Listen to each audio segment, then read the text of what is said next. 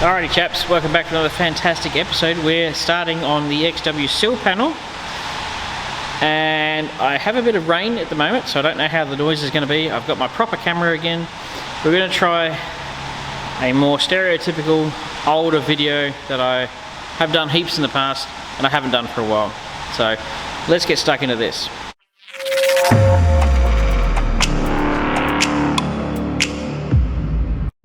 Alrighty, we're into I guess it's a fairly mundane task, but jacking up the car is actually fairly important, and making sure the car is incredibly stable, because you can die if one of these cars lands on you. You just got to get you in the right spot and you will be dead, and nobody will find you until later. Anyway, we're talking about jacking up the car. You might notice actually the whole car is teetering on one stand at the moment. It's because all the weight's at the front. There's not actually that much back here, and the car is relatively rigid. Now I thought I'd get down here. Yeah, we're gonna be fun. I thought I'd show where to jack the car up and where to put a stand. A lot of people do this and jack up onto the sill panel. They go, oh yeah, that's pretty strong. It's bloody not. In fact, it's weak as buggery, and that's what happens. It just folds it. It's just two seams. You wouldn't jack up under that in a fit. So you need to go off something that's a little bit thicker, a little bit stronger. So this is like 0.8 and 0.8, or it's actually probably more like 2 1mm steels together. But that is at least 2 plates of 2mm steel. So you got, it could be even more than that. But that's your torque box. That's a very strong piece of car, and if you're going to put a trolley jack under it, put it under here. Mind you, if your trolley jack goes through that, which I have done on vehicles because they've been so rusty, then you've got bigger fish to fry. But if your car is even remotely solid, that section here is where you want to jack up, especially on an XA, BC and XY and back. Don't jack off the sill panels. Don't go jacking up the car under the sill panels. That is a recipe for disaster, and you'll hate your life if you do it. Under the back of the car,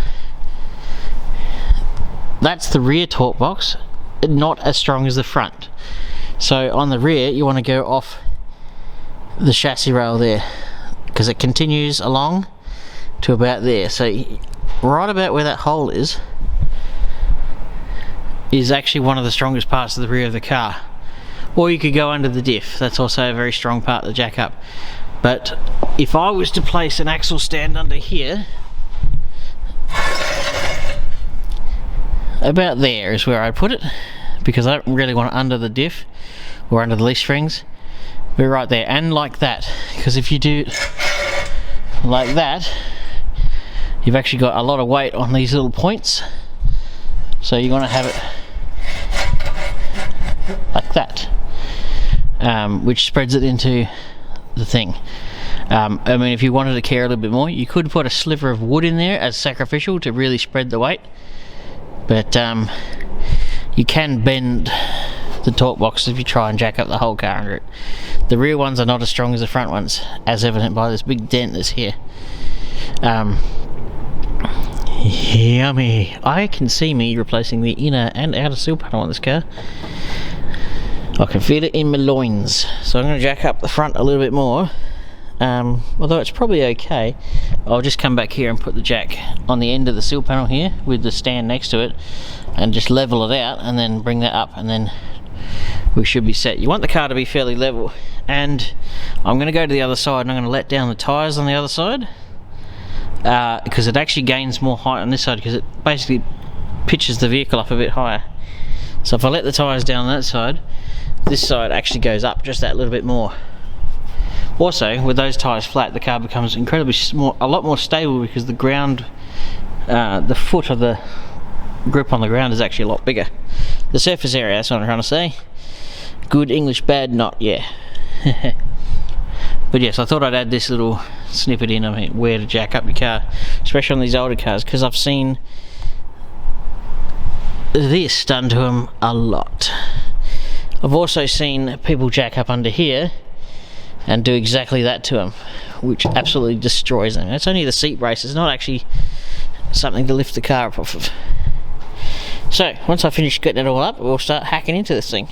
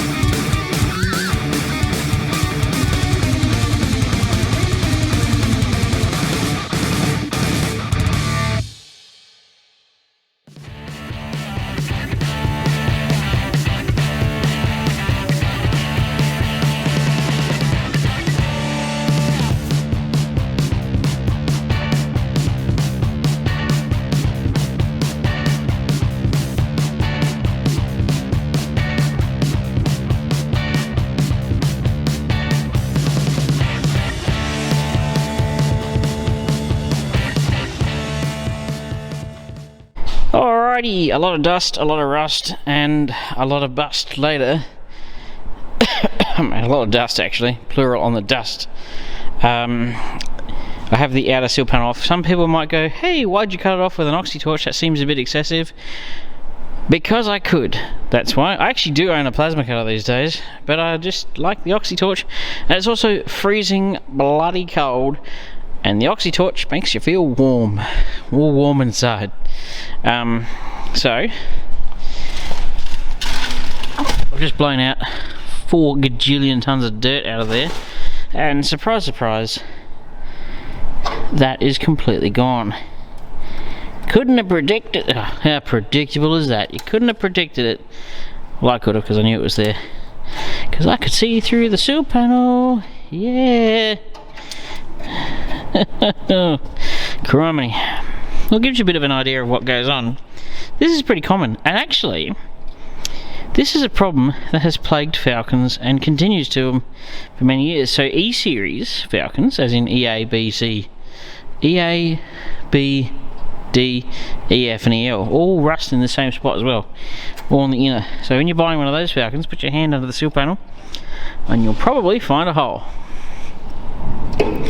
So, interesting to note, I don't know if you can see it, but there's still black paint, E-coat from the factory on the bottom of that torque box. And I was going to film this because you can see there's a hole straight through there. And if you look here, you can actually see there's still paint just there. Rust and dirt fills up, but the rust always seems to be not at the bottom, but on just, you know, about where the dirt level was, is where they all seem to rust out. They fill up with dirt and they get a bit wet and it compacts and seals up the bottom, and they seem to rust just above the dirt. So in there, despite having a hole up there, the bottom of that is perfect. So I'm not going to replace the whole torque box. I'll just fold up a bit of 3mm plate and replace that section. And when I take this off, because it's still perfect here and it's good at the bottom, this inner torque box, I'll just put another piece in there, and then when we put the inner sill panel on, that'll go over and weld to that, and then this piece goes over the top of them and joins the outer torque box to the inner torque box to the inner sill panel, and up here to the outer sill panel through here and here. So you got outer torque box, inner torque box, the sill extension area, that's the end of the sill, that's this piece here, that's the outer sill panel. So a lot of it is quite solid, but a lot of it's a little bit sad. So also the upside being is where the floor pan joins up here is perfect, and it starts to dip down here, so the spot welds will be in great condition. There's some there.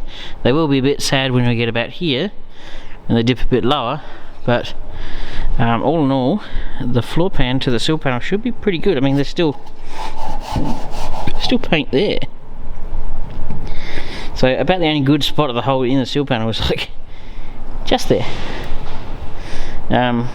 So we still need to and hopefully this car doesn't decide to bend. That's why I braced it up. So I need to hack off from about here the bottoms of the A-pillar, inner and outer, because that's actually the inner. This kick panel comes in and comes along the back side, and it's actually just there. So that's this panel goes around the back, and unfortunately, which really sucks about this design, is you got your inner sill panel, your outer sill panel, but then this panel sits effectively in the gutter here, which kind of sucks. I wish they didn't do that. I wish it was on the other side of it, and it would have made it 10 times easier. So I'll just have to keep hacking at it, but I thought I'd give you a little update on how buggered it is. Do you know that's an XW Falcon, all this? So unfortunately it's a bit, but you see here once again the bottom's fine, on the top of the dirt is gone. Right where the dirt line is where they rust out. Go figure. But I'm just going to replace all of this. It's totally stuffed. That's why I bought all the panels. I thought I'm going to need to, I can tell. So hack this garbage off, because that's the outer sill panel and the end cap. That doesn't really matter, it's just a piece that goes on it. And then clean up these and drill out those spot welds and those ones, and I think I should be able to just get this off relatively easily after a while wheel here to find the spot welds. But I'm not going to bore you with endless amounts of stuff. I'm just going to get it done, but I've got to periodically update you. So we've got to get the outer and the inner A pillars off here, and the B pillars, and a bit of the C pillar as well, because we've got to get access to the whole inner sill panel, outer sill panel, and then the inner sill panel. And I've got to get this off at some point. That's going to suck, but that's why. Oh, yeah. Alright, I'll see you in, well, for me it'll probably be a couple of hours. I'll see you in 2 seconds. Alrighty, we've hacked off the outer piece. It's over here. Ow, for a start. Whoa. It's incredible how it's so nice and yet so buggered at exactly the same time. Anyway, I don't want to throw that out because I'm going to use that as a template. I was hoping that would be a little bit nicer, but you know, you win some, lose some. I've got to find, I think there's at least maybe 3 more spot welds through there. This one, perfect right here. Figure that one out. And then I can get the inner A pillar off, and then I can get the remnants of this wafer thin this bit of outer sill panel off. And I really don't know if there's a whole lot of much. Oh, there isn't actually. It looks like the inner sill panel is no longer attached to the torque box. Interesting stuff. Anyway, I'll just keep on keeping on. I'll have to, it's definitely going to get an inner sill panel. This thing's absolutely roached from one end to the other. But yes, I don't know if I'll get it all done in this video. It might be a 2 or 3-parter just because of how utterly stuffed she is. But at least you'll have something to watch. You know, it really doesn't seem to be getting any better.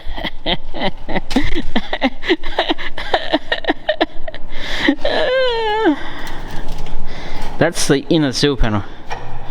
It is no longer, like, it doesn't, it should be here.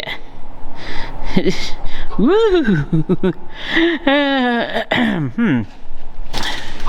And this panel is missing most of it. So we'll just have to keep hacking. This is just taking forever. I don't know how good this video is really going to be, honestly.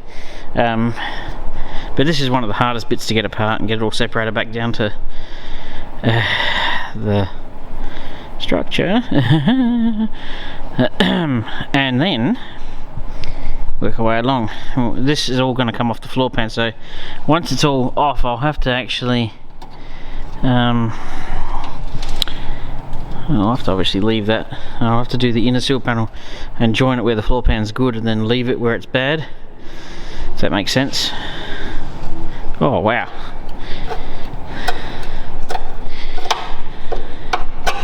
It's wafer thin.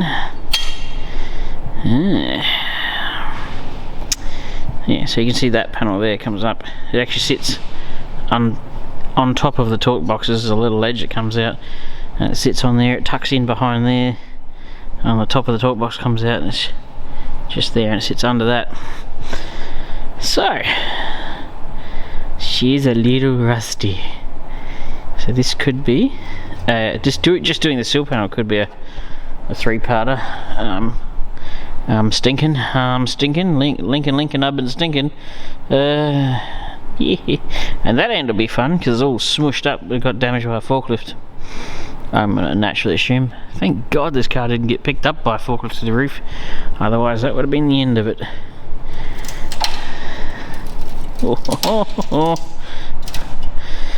Yowzers. Okay, I'm just gonna keep hacking and I'll see you in a minute. Well, chapperoonies, unfortunately I'm going to have to wrap up this video here. I have simply run out of time for the day. Getting all this inner and outer sill panel off took forever because it was very rusty. But from here, that way, it's actually ready. Well, not quite ready, I've got to repair a few, but pretty much the next thing to do is obviously repair those little lips and then put the inner sill panel on. There's no old sill panel or old torque box or the joining panel that goes in. There's none of that left. It's from here, that way it's all clean, more or less, ready to accept the new stuff on it. Obviously going back this way, it takes a long time to separate all those layers because there is a lot of them together. But you know what I mean, trying to get videos out there that are entertaining to all. But luckily we have a new one of these. Probably will need a little tweaking. They're usually pretty good, but no panel tends to go in perfectly. Get in there. Oop. That's pretty much where that goes. See, it's a little, needs a little tweaking, but more or less that's where that goes. Come on. Twing! Ow. But yes, effectively all of it's ready to rock and roll, and yeah, anyone who knows rust repairs knows that it takes a long time. It's not a 5-minute task, which is why restorations tend to be horrendously expensive, and why I keep telling people, if you like old cars but you don't have the skills or the time or the knowledge to build them, go get a loan and buy one that's already driving. Don't even bother trying to do a restoration if it's not something you are capable of doing. If it's not in your lifestyle, not that you can't do it, but some people's lifestyles just can't do this kind of stuff. So sometimes you're better off, and most times you'll lose your car into a crash shop for restoration work, especially if it's this bad. You'll lose the car for 2 or 3 years, at least 2 years sometimes. It just takes forever to fix the cars. Whereas if you just got yourself a loan, well, you're just paying a loan off like any old car, and you could be enjoying it straight away. That's why I keep telling people, if it's not in your lifestyle, don't do it.